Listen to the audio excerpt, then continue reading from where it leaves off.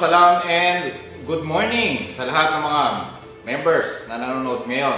Okay, my name is Sir KD at pag-uusapan po natin ngayon kung bakit kailangan mag-maintain ng 0.33 points. Okay, dito sa ating networking business sa Alliance in Motion Global.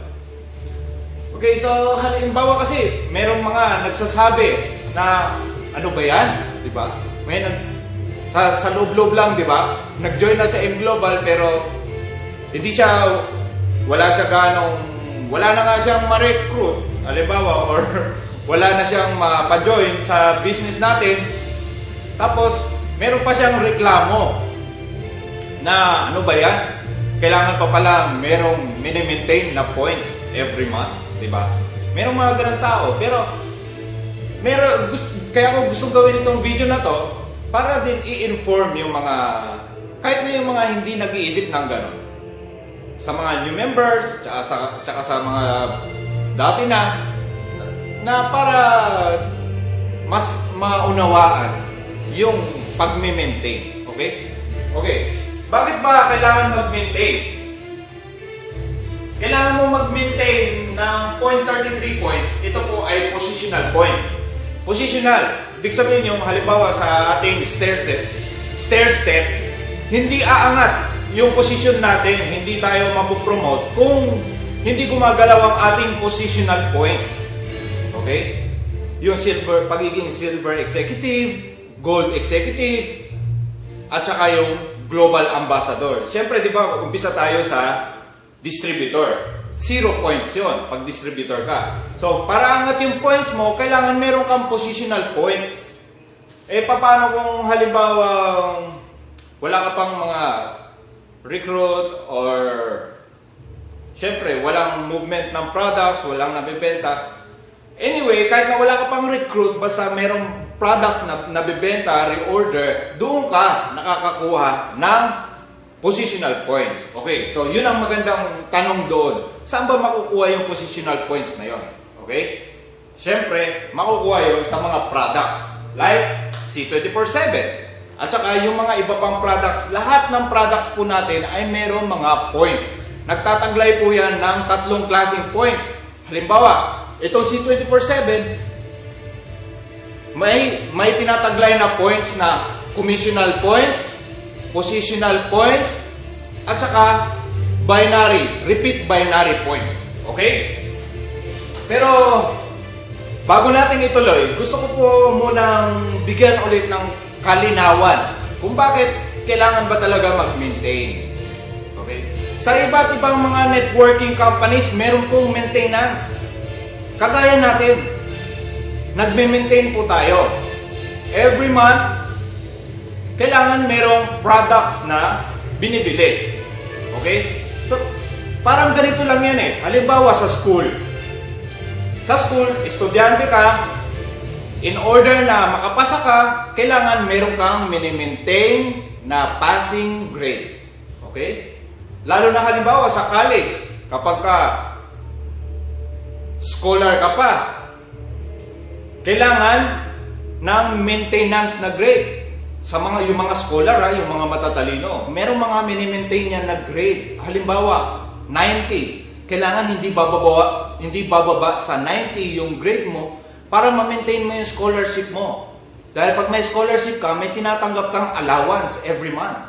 Okay? Kapag ka hindi mo na-maintain yung grade na yon, yung 90 above, okay? Hindi mawawala sa'yo yung scholarship mo. Oo, estudyante ka pa rin. Pero mawawala yung scholarship mo, hindi ka na makakatanggap ng monthly allowance mo. Okay? So, ganun din yun. Whether sa passing grade at saka sa scholarship, merong mini-maintain. So, ganun din dito sa business natin. Kailangan mo mag-maintain ng grade. Okay? Nag-maintain tayo ng grade para matanggap natin yung allowance natin. O yung kita natin, yung mga komisyon natin. Kaya kailangan natin mag-maintain ng grade. Ano yung mini-maintain natin na grade? Tama. Positional points po yun. 0.33 points. Okay? Yun ang ating passing grade para hindi tayo bumagsak sa ating business. Kasi sa loob halimbawa ng 6 months, okay?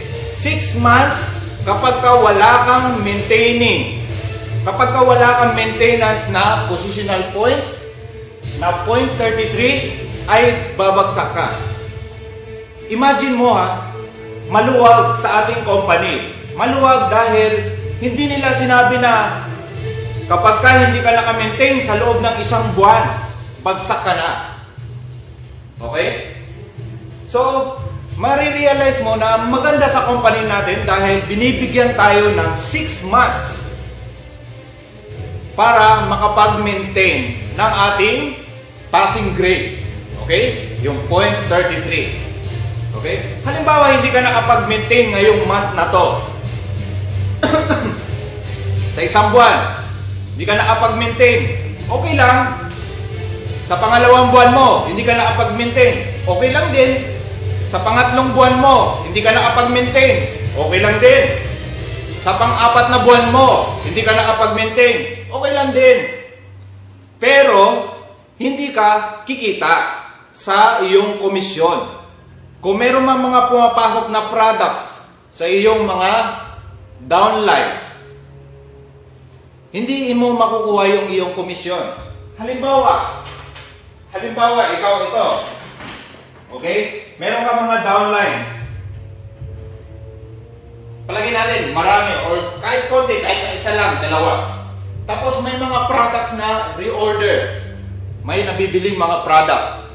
Siyempre, pag na-encode sa kanila yon, pag na-encode yung mga products, merong aakyat na mga points. 3 klaseng points, lahat aakyat, lahat papasok. Okay? Pero, kapag ka ikaw ito, di ba? Kapag ka wala kang maintaining na 0.33 sa loob ng 1 buwan, sa loob ng 1 buwan na yon, halimbawa yung nakaraang buwan, kung hindi ka nag-maintain doon ng 0.33, ay let's say na maraming products o merong mga products na nabili ang mga downlines mo. Yung mga points, yung commission, yung points aakyat sa'yo. Okay? Positional points aakyat sa'yo. Okay? Pero yung commission, hindi mo kikitain. Okay? Hindi sa'yo aakyat yung tinatawag na uni-level and stair-step level bonus. Kapag ka wala kang maintain na 0.33. So, kailangan mo mag-maintain ng ating grade na 0.33. Saan mo makikita yon? Halimbawa, dito sa ating clear book or clear file. Diba? Yung mga products natin dyan ay merong mga points. Makikita doon yung 3 klase ng points. Yung commissional points, repeat binary points, and positional points. Okay? So, malinaw na lahat ng products natin ay merong mga points. Yung mga points, huwag niyo pong baliwalain dahil importante po yan. Okay? So, malinaw na po kung bakit kailangan natin ng mga maintenance kada buwan. Okay? Kanina, itutuloy ko yung sinabi ko. Kapag ka 4 na buwan, wala kang maintenance na 0.33, okay pa rin. Okay? Kahit na 5 buwan na, hindi ka pa rin nag-maintain ng iyong grade. Okay pa rin. Okay? Pero sa pang-6 na buwan, kapag ka hindi ka pa rin nag-maintain, babagsak ka na, kaibigan. Okay? 6 months, parang 1 semester, di ba? Pag nag-aaral tayo sa college, 1 semester, di ba? Almost 6 months, di ba? Kapag ka hindi mo naipasa yung iyong course, syempre, bagsak ka, o babalik ka naman ulit. Okay? So, ganun din dito sa Global. Gusto mo itong business na to, i-maintain mo. Okay? Mag-maintain ka ng grade mo na 0.33 kada buwan. Mas maganda kada buwan. Bakit? Dahil kada buwan, hindi mo alam, di ba?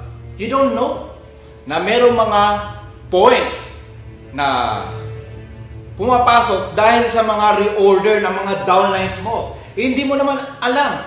Yung mga downlines mo, di ba, hindi sila lahat alam mo. Or kung wala ka pang downlines, palagay natin, nag-iisa ka pa lang sa mundo.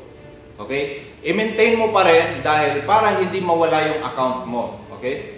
Halimbawa, kung discouraged ka, namumroblema ka dahil wala ka pang ma-recruit. Okay?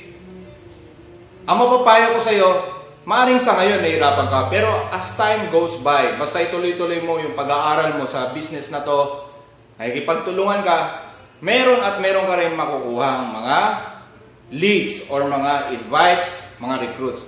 Lalo na sa future, sa 2016, tatayo ng ating building, di ba? Yung ating building sa Ortigas. E di, attraction talaga yun sa mga tao. Malalaman ng mga tao, lalo na yung mga OFW, na ang ating aim global ay napakaganda, di ba? Kasi meron tayong sariling building. Mula first floor hanggang 6th floor ay parking lot. Grabe. Talagang nakaka-attract. So, sa future, mas makaka-recruit ka ng madali. So, sa ngayon, tiis-tiisin mo lang, i-maintain mo yung grades mo. Okay? Every month or before. Be aware na before 6 months, mag-maintain ka ng iyong grades. Okay? Okay lang ba na hindi ako nakapag-maintain sa loob ng 2 buwan, 3 buwan, or 4 na buwan? Okay lang po yun. Basta wala kang downline na walang product reorders, okay lang po yun. Okay? Pero kung meron kang mga downlines at merong product movement, ibig sabihin, merong pagbibenta ng product na nagaganap, merong reorder na nagaganap, para makuha mo yung iyong commissional points, para makuha mo yung iyong komisyon, para sa bonus mo sa uni-level at saka stair-step level, mag-maintain ka every month para nakukuha mo yung iyong komisyon. Okay? So, yun lang po. I hope na meron ka natutunan. And kung meron ka hindi naintindihan, ulitin mo lang po itong video. And that's all for today. My name is Sir KD.